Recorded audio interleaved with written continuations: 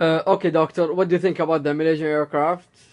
Well, I believe humans were involved in the disappearance of the aircraft. I don't believe the aircraft blew apart or whatever.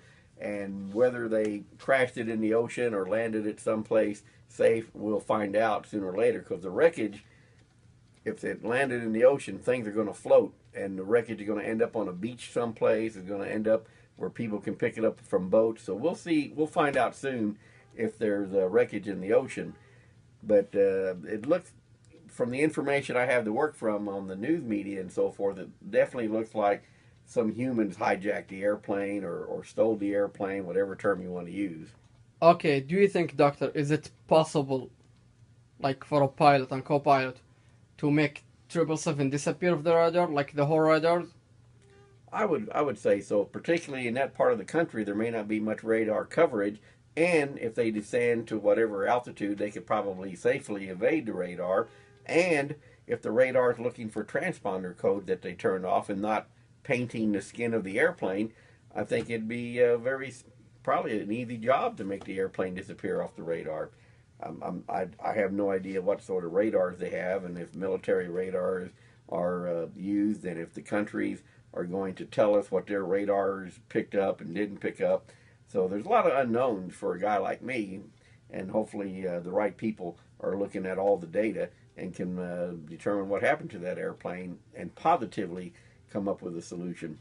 Okay, like let's suppose it is hijacked and it's gonna land in any of the airports. Could it like even be possible like to be tracked from any other like nearby airports by like the marker beacon or like some antennas like that? Again, if they can find a landing strip that's basically away from a lot of civilized, populated areas, why not? Why couldn't they hide the airplane? The airplane, if you land on a remote island someplace or a remote airstrip in some country, you could avoid that. Okay. If the landing is easy, do you think the takeoff again it is like would be easier than the landing? Well, probably they're going to have a certain amount of runway in terms of runway length and those characteristics. If the 777's pretty light in terms of fuel and bags and passengers and all that, it probably can take off in maybe 5,000 to 6,000 feet. I don't know. I don't know the performance of a 777, but even our runway here is 6,000 plus feet. So, how big of an airport do you need? I don't know. And certainly, if someone took the airplane, if they stole it, if they hijacked it, whatever, they would have calculated those things in advance. Um, I think it'll be safer for the rest of the world if that airplane is in the bottom of the ocean right now rather than sitting someplace where people are going to maybe do some evil deed with the airplane.